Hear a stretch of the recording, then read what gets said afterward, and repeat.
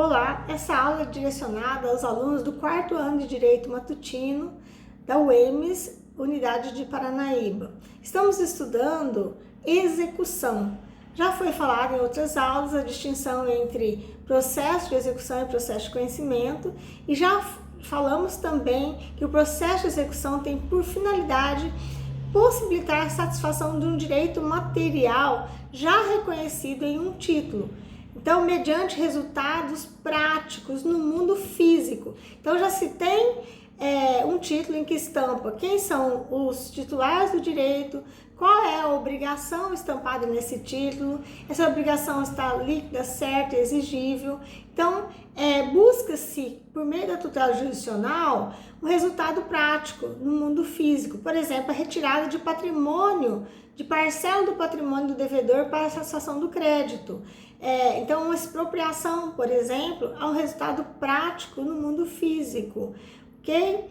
Então, para a efetivação dessa tutela no ordenamento jurídico, o Estado juiz autoriza praticar atos de invasão no patrimônio do devedor a fim de subtrair bens desse devedor ou, por exemplo, quando há uma obrigação de fazer ou de entregar, em que o juiz estabelece uma multa periódica para o cumprimento dessa obrigação. Também nesse caso, o Estado juiz pode promover a expropriação de bens do devedor para satisfação daquele direito material já reconhecido em um título.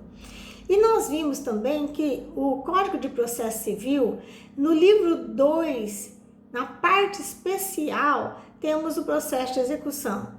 Precisamos lembrar que no livro 1 da parte especial, que fala do processo de conhecimento, como o cumprimento de sentença, que é uma execução, ele está inserido no contexto do processo de conhecimento porque ele é uma fase, mas é execução. Cumprimento de sentença é tutela executiva. E no livro 2, ele estabelece a disciplina do processo de execução autônomo fundado no título executivo extrajudicial. Então, essas disposições gerais que se inicia no artigo 771 do Código de Processo Civil, muitas dessas disposições são aplicáveis também ao cumprimento de sentença. Por quê? O cumprimento de sentença, as regras do cumprimento de sentença são especiais. Aquilo que não está previsto nas regras de cumprimento de sentença, nós vamos buscar subsidiariamente lá no livro 2, como por exemplo, quem pode ser parte, a legitimidade ativa, passiva, como se procede a penhora de bens, quais são os bens impenhoráveis, os requisitos da execução. Então, essas regras estão previstas lá no livro 2 da parte especial, nas disposições gerais, são aplicadas subsidiariamente ao cumprimento de sentença, tá? E aí, nós começamos a tratar hoje do princípio do dispositivo, que está no artigo 775 do Código de Processo Civil, que significa que o exequente, ele pode desistir de toda a execução ou de parte da execução. Quando ele desiste de toda a execução, ou seja, ele abre mão da execução. Se for parte, ele pode abrir mão, por exemplo, de juros, de correção monetária, aceitar somente os objetos que foram penhorados que não satisfazem toda a execução. Então, é o princípio do dispositivo, porque tem índole patrimonial. Isso não se aplica às execuções de alimentos, nós vamos ver regras especiais, ok?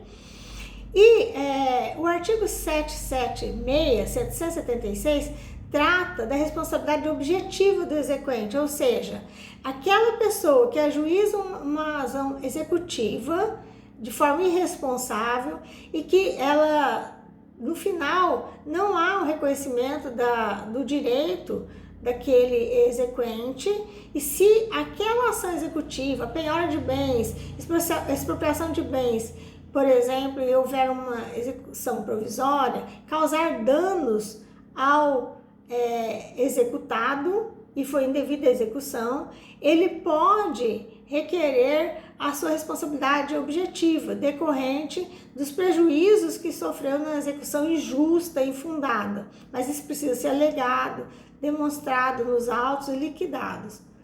O que nós vamos acentuar hoje é sobre a legitimidade ativa e passiva, as partes da execução, que se inicia no artigo 778. O artigo 778 do CPC, ele dispõe sobre a legitimidade ativa na execução. Quem pode ajuizar uma execução?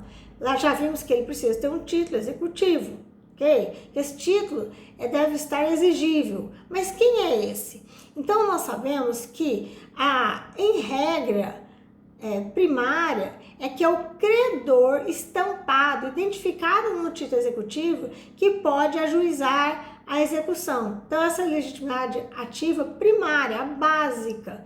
Mas nós temos também, no parágrafo 1º desse mesmo artigo, a legitimação derivada, ou seja, uma legitimação que originou de um fato superveniente. Está nos incisos 2 a 4, como é o caso da causa mortis, ou da cessão de crédito, da subrogação. Por exemplo, uma pessoa que transferiu seus direitos numa cessão de crédito para outra pessoa, aquele novo credor, o cessionário, ele é legitimado ativo para ajuizar a execução. Então, foi uma sucessão inter vivos. E se for a morte do credor, então seus herdeiros são legitimados para ajuizar a execução. Isso é chamado de legitimação derivada.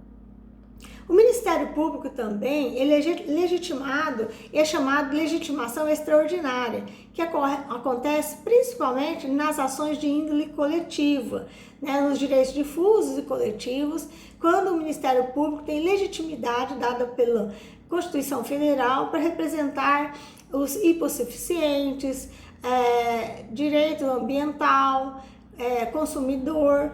E ele também, não podemos esquecer que o Ministério Público também pode ter legitimação ordinária quando ele atua em defesa própria, em algum litígio, tá? Temos o artigo 779, que fala sobre a legitimidade passiva na relação processual. Quem pode ser o executado numa ação executiva? A regra primária é que a legitimidade passiva é conferida ao devedor que está identificado no título executivo, né? Você olha o título, quem é o devedor daquela obrigação. Então, essa é a legitimidade passiva primária, né? Mais básica possível. No processo de conhecimento, por exemplo, quem é aquele que foi numa decisão judicial, condenado a um pagamento, por exemplo, ele está estampado nessa decisão judicial. Já os incisos de 2 a 6 do artigo 779 são as hipóteses de legitimidade derivada e superveniente, ou seja, aquela que decorreu de um fato superveniente à formação do título, que assumiram a obrigação estampada no título, tornando-se devedores naquela relação jurídica material. Então, nós estudamos no direito das obrigações que nós temos os elementos subjetivos da obrigação, credor, devedor, e aquele que assumiu, por exemplo, uma dívida, ou aquele em que, numa sucessão causa mortes, né, aquele pessoa que faleceu deixou dívida e está estampado num título. Então, ele pode, os seus herdeiros serem os legitimados passivos, tá? Há também o fiador, aquele que prestou garantia do adimplemento da obrigação, também pode ser legitimado numa execução, legitimado passivo na execução. O inciso 5 trata do responsável titular de um bem vinculado por garantia real no pagamento do débito. Por exemplo, se uma pessoa ele contrai um financiamento, por exemplo, e dá como garantia uma garantia real, uma hipoteca de uma terceira pessoa. Essa terceira pessoa autoriza que um bem imóvel seu seja hipotecado para garantir a dívida de outrem. Então, aquele responsável titular também pode ser legitimado passivo na obrigação, certo? No artigo 780, trata da acumulação de execuções. O que é acumulação de execuções? É uma execução que é fundada em títulos diferentes, tá? Mas é preciso que haja identidade de partes, ou seja, esses títulos, pode ser um cheque, uma nota promissória, um contrato, por exemplo, mas que as partes sejam as mesmas, o mesmo credor, o mesmo devedor.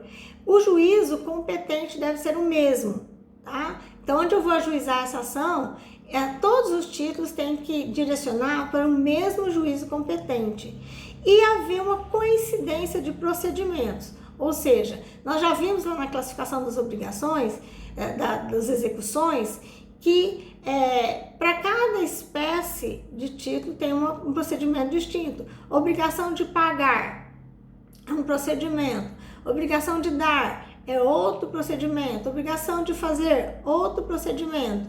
Então é preciso que haja coincidência. Então vejamos, o exemplo prático que eu estou dando aqui, um cheque, uma nota promissória, um título de crédito, em que estampa obrigações de pagar, toda estampa obrigação de pagar, certo? E aí, se os titulares de direito foram os mesmos, o procedimento é o mesmo. Nós temos que ver se o juízo competente é o mesmo. Eu posso juntar vários títulos de crédito, se for o mesmo credor, o mesmo devedor, e ajuizar uma única execução. Isso é chamado de cumulação das execuções, para que haja economia processual, ok? E no próximo vídeo nós vamos falar sobre a competência para ajuizar essas execuções e a responsabilidade patrimonial.